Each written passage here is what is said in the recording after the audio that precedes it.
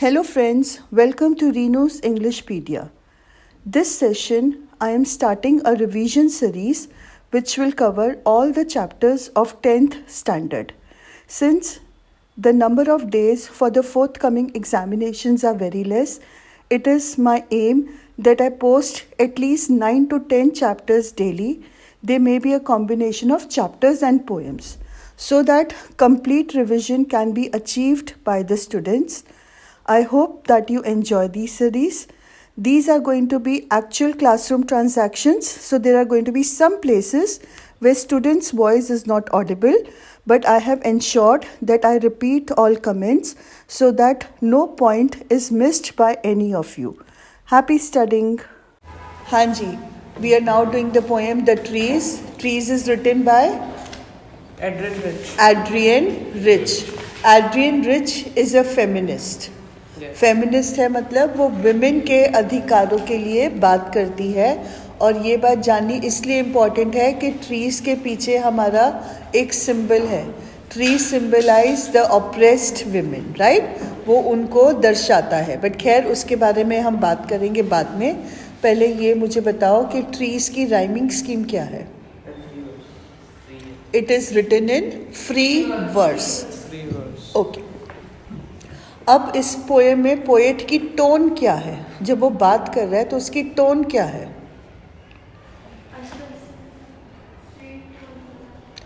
It is a battle ground like tone. मतलब एक जंग है.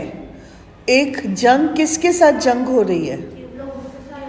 जो लोग ट्रीज को घरों में बंद करके रखते हैं, जो लोग विमेन को घरों में बंद करके रखते हैं, उनके साथ एक जंग चल रही है. सदियों से एक जंग चल रही है, राइट? अपनी आज़ादी की जंग. तो इसका जो टोन है that is a battle ground like of a tone, right? समझ में आया?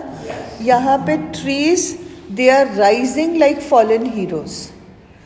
ट्रीज कैद थे अब तक, बट वो जो जंजीरों में जकड़े हुए हीरोज़ होते हैं, जब उनको ताकत आती है, आपने देखा अचानक से उनकी आंख खुलेगी और लंबी लंबी सांसें लेंगे, तो ट्रीज़ हमारे को वैसा इमेज देती भी नज़र आ रही हैं कि वो अपने ब्रांचेस को स्प्रेड आउट कर रही हैं. वो जो ग्लास सीलिंग्स हैं उनको तोड़ रहे हैं और वो घर के बाहर निकल रहे हैं. तो it is like a battle front जहाँ पे हमारा टोन चल रहा है. क्लियर हो गया? ओके. अब इस पोएम की थीम क्या है. एट अ ग्लांस जो हमें नज़र आता है कि इंसानों ने नेचर को घरों में कैद कर दिया, है ना? इंसान ने फॉरेस्ट को डिफॉरेस्ट किया है, सारी ज़मीन बिल्डिंग्स बनाने के लिए ले ली है और अपने घर को सजाने के लिए उन्होंने ट्रीज प्लांट्स को अंदर कैप्चर कर लिया है, राइट? अब ट्रीज की हो गई है बस. वो बोलते हैं बस अब और नहीं, अब हम आज़ाद होके जीना चाहते हैं, और वो सारे सीलिंग्स तोड़कर निकल रहे हैं, राइट? अब इसके पीछे छुपा हुआ मीनिंग क्या है. It is the oppressed women. Women को घर की चार दीवारी में बंद रखा जाता है. उसको शुरुआत में जब हम एड्रियन रिच की बात करते हैं, we are talking about the 1940s, 1950s, 1960 का एरा, जहाँ पे विमेन को घर के बाहर निकल के काम करना एक्सेप्टेबल नहीं था, राइट?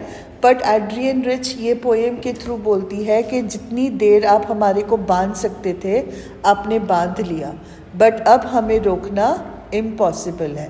अब हम अपनी लाइफ को आज़ादी से जीकर ही रहेंगे.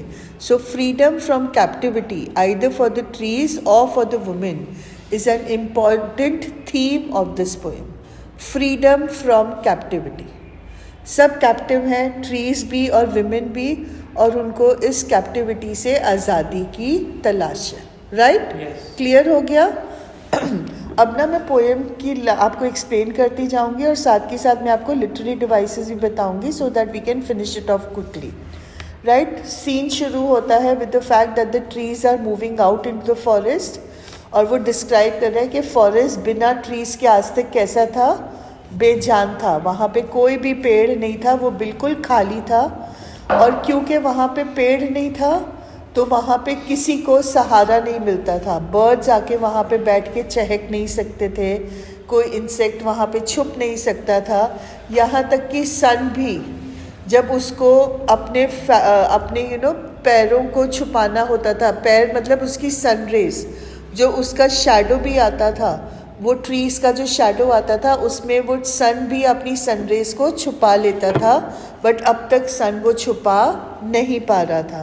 राइट, ये सब रिफ्लेक्शन है कि विमेन के घर बाहर ना निकलने से कि धरती का क्या हाल हो रहा है। राइट, विमेन घर के बाहर नहीं निकल रही है तो किसी को सहारा नहीं दे पा रही, वो घर पे बोझ बन के जी रही है, वो खुद अपनी लाइफ जीना चाहती है तो वो कुछ भी नहीं कर पा रही है। तो ये सारी चीज़ें जो है वो ऑटोमेटिक एक रिफ्लेक्शन पर चल रही हैं। क्लियर? अब ये line, no sun bury its feet in shadow, यहाँ पे कौन सा लिटरेरी डिवाइस है? पर्सोनिफिकेशन। बाय, ये पर्सोनिफिकेशन क्यों है? कौन सी चीज को पर्सोनिफाई किया गया है? सन को। राइट, सन ने कौन सा ह्यूमन एक्शन किया है? फीट बेरी करना। व्हाट इज बेरी करना? बेरी करने का मतलब क्या होता है? दफनाना। किसी चीज के अंदर पैरों को घुसेड़ना, घुसाना किसी चीज में। राइट, तो यहाँ पे पैर घुसाने का काम जो होता है वो इंसानों का होता है।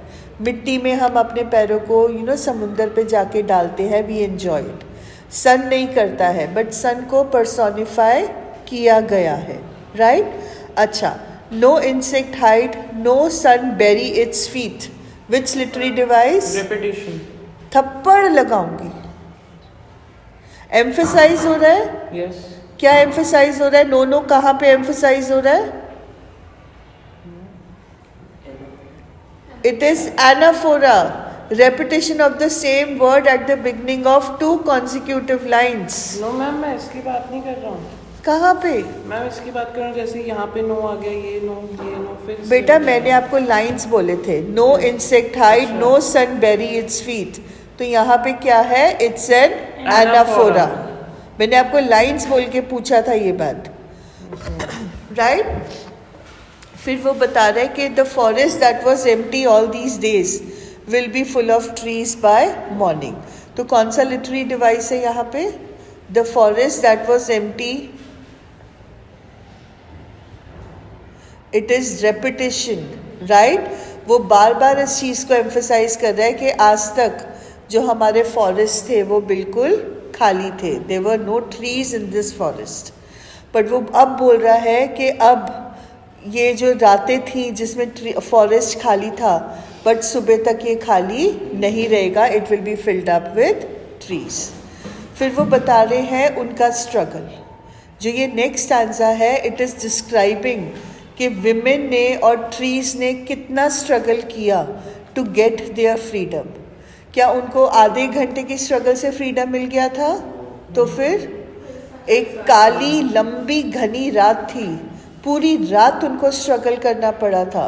पूरी रात implies a very very long time कि उनको स्ट्रगल करना पड़ा before they finally got their freedom. All night the roots work to disengage themselves from the cracks in the veranda floors. इसका मतलब है कि जो विमेन को घर में बांधा गया था तो उसकी जड़ें बहुत गहरी चली गई थी।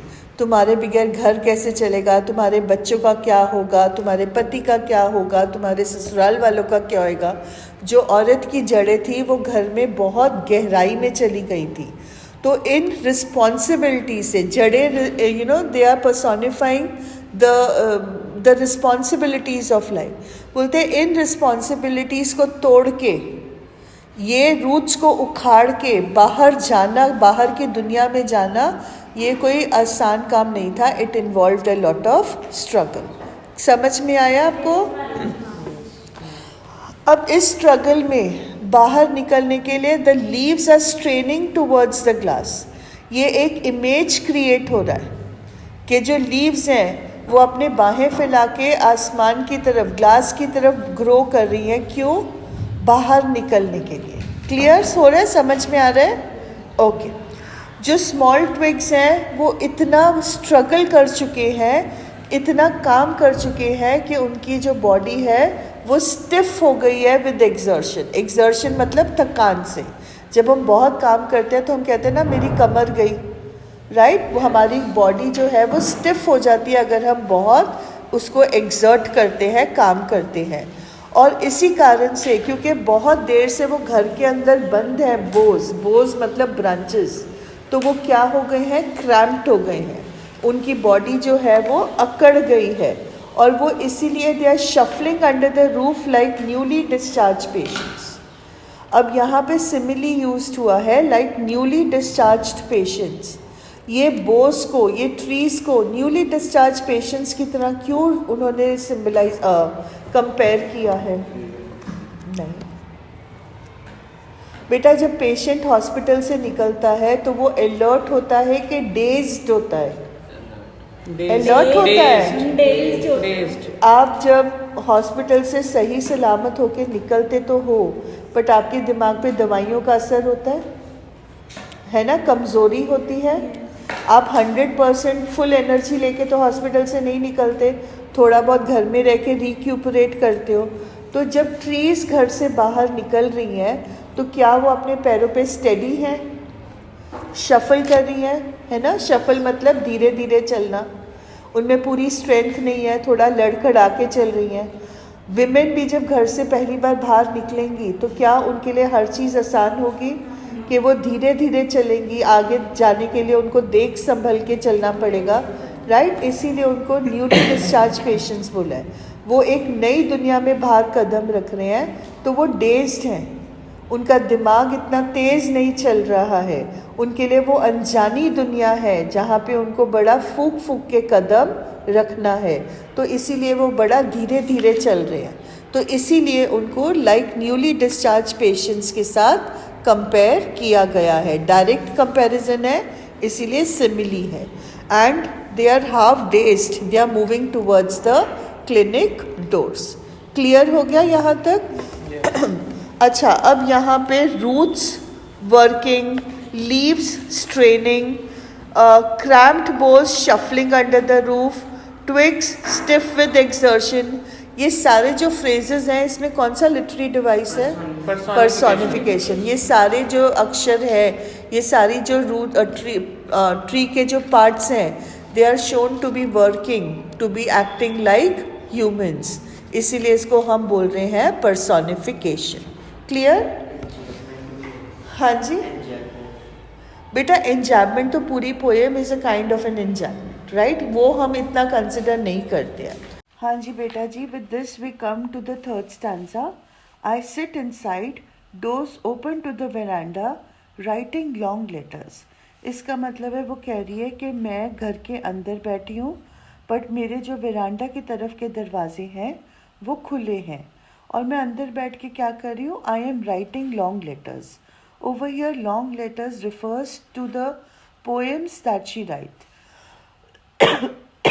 I'm sorry.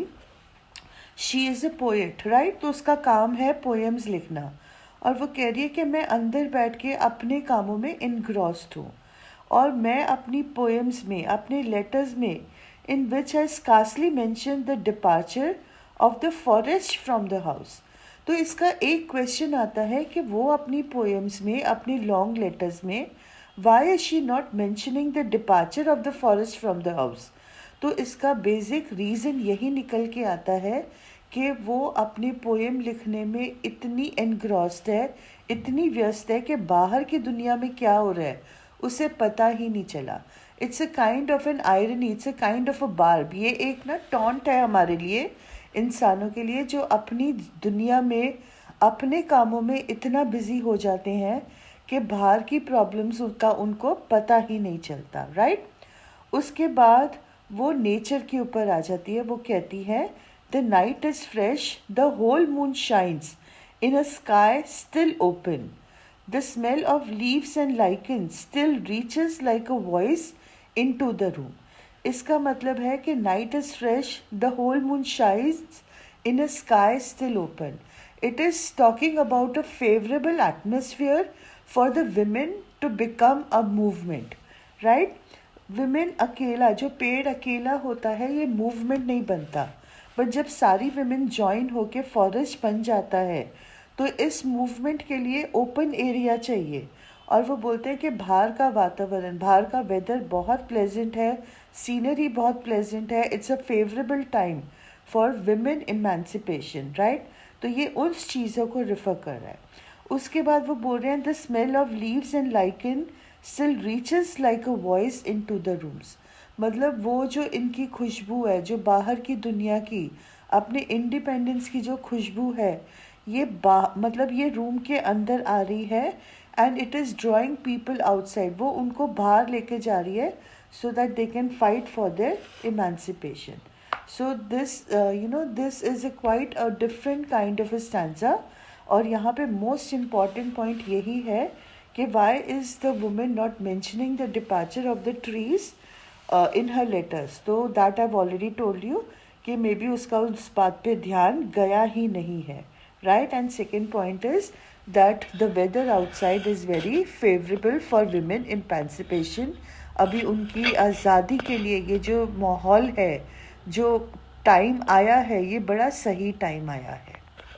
हाँ जी, इसके साथ ही हम अपने नेक्स्ट और लास्ट स्टैंजा पे आते हैं।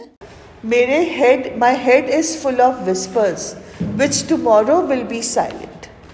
मेरे दिमाग में बहुत बातें चल रही हैं, मेरे दिमाग में बहुत आवाज़ें आ रही हैं, बट कल जाके ये जो आवाज़ें हैं ये शांत हो जाएंगी। क्यों शांत हो जाएंगी? क्योंकि उनको फ्रीडम मिल जाएगा। एक मिनट, एक लिटरेरी डिवाइस रह गया। The smell of leaves and lichen still reaches like a voice into the room that leaves and lichen कैसे है एलिट्रेस? अच्छा, ल साउंड, ओके। नहीं, I am talking about reaches like a voice into the room, that is a simile. Like आया है, like a voice, उनका जो खुशबू है वो आवाज की तरह कमरे में आ रही है। ऐसे मैम फिर स्काई और स्टिल भी हो सकता है। यस, स्काई एंड स्टिल भी है। बहुत एलिट्रेशन तो मतलब मुझे लगता है कि वो अब आप बहुत अच्छे से अंडरस्टैंड कर गए। I am not focusing on that. My head is full of whispers which tomorrow will be silent. Listen, the glass is breaking. Glass is breaking ये एक इडियम होता है, राइट। इसका मतलब होता है कि जो आपके सेट नॉर्म्स हैं, जो आपकी सोच है, जो आपकी समझ है, वो पुरानी रीति रिवाज जो है वो टूट रहे हैं, एक नई सोच आ रही है। The glass ceiling is breaking ये एक ईडियम है जो शो करता है कि जो हमारे नॉर्मल नॉर्म्स हैं वो अब टूट रहे हैं और नई सोच बाहर आ रही है। So she says listen, glass is breaking. जो पुरानी तुम लोगों ने रीति रिवाज चलाए हुए हैं, जो छोटी सोच रखी हुई है, अब वो ख़त्म हो रही है। The trees are stumbling forward. Please focus on the word stumbling. They are shuffling, they are stumbling. ये बात कर रहा है कि ट्रीज अपने पैरों पे स्टेडी नहीं है, विमेन अपने पैरों पे स्टेडी नहीं है, उनको बहुत टाइम लगेगा स्टेडी होने को, बट उन्होंने पहला कदम उठा लिया है। उन्होंने अपने राइट्स के लिए पहला लड़ाई शुरू कर दी है। अब उनको कैप्टिव रखना इम्पॉसिबल होगा। लिबरेट होने में उनको समय लगा, बहुत लंबे समय लगा। लिबरेट होने के बाद वो अपनी लाइफ को लेकर इतने श्योर नहीं है कि हमें ज़िंदगी में अब कहाँ जाना है, क्या करना है, बट थोड़ा टाइम दो और विमेन वो भी आपको कर दिखाएंगे, right. Winds rush forward, the trees are stumbling forward into the night. Into the night मतलब open area में, चाहे आगे अंधकार है, चाहे उनको अपना फ्यूचर नज़र नहीं आ रहा है, बट एक बार तो वो घर तोड़ के बाहर निकल गई हैं, right. Winds rush to meet them. Winds over here symbolizes opportunities. कि बहुत देर तक वो अपने दोस्तों से नहीं मिले थे, है ना। ट्रीज विंड से नहीं मिले थे, विमेन अपनी लाइफ से नहीं मिले थे, तो जैसे ही ये घर के बाहर निकले हैं तो they are rushing out to meet them. The trees are stumbling forward. इसमें कौन सा लिटरेरी डिवाइस है? Personification. It is personification. Again trees को ह्यूमंस की तरह स्टम्बल करना दिखा रहे हैं, right. Human action of stumbling is being given to the trees. Yes, wind rushes to meet them. That is also a personification. The moon is broken like a mirror. Which literary device? Simile. Very clear, like word आ गया है कि वो एक mirror की तरह टूट गई है. मिरर की तरह मून टूटा हुआ क्यों नजर आ रहा है? अब बाहर कौन पहुंच गया है? ट्रीज. ट्रीज में से मून देखो तो उसके वो जैग्ड एजेस आ जाते हैं, तो वो ऐसे लगता है कि मिरर टूट गया है. मिरर और कांच में फर्क है, मिरर और ग्लास में फर्क है. मिरर में आपकी इमेज रिफ्लेक्ट होती है, although it is made of glass, right. उसमें जो ऐसा मटेरियल लगाया होता है जिससे आपकी इमेज रिफ्लेक्ट होती है. और कांच होता है, ट्रांसपेरेंट होता है, ट्रांसलूसेंट होता है, right. So that is the difference. Okay. Its pieces flash now in the crown of the tallest oak. Tallest oak resembles the stature of women. Yes, यहाँ पे मेटाफर है of the tallest oak. Its pieces flash now in the crown of the tallest oak. The crown of the tallest oak refers to the stature that women will achieve in their lives. वो erect होंगे, वो moon के से मतलब वो इतना stretcher लेंगे कि वो जो मून की चमक है उसको भी अपने में छुपा लेंगे. उनका इतना ब्रिलियंस हो जाएगा, right. So with this the poem is done. Do you have any questions? No. आपको सिर्फ इतना याद रखना है इस पोएम को लेके कि यहाँ पे जो ट्रीज हैं they are a metaphor for women. Clear? Okay. With this, we come to the end of the video. I hope that you liked it. Please do not forget to like, share and subscribe to the channel, and remember to press the bell icon for further notifications. Thank you.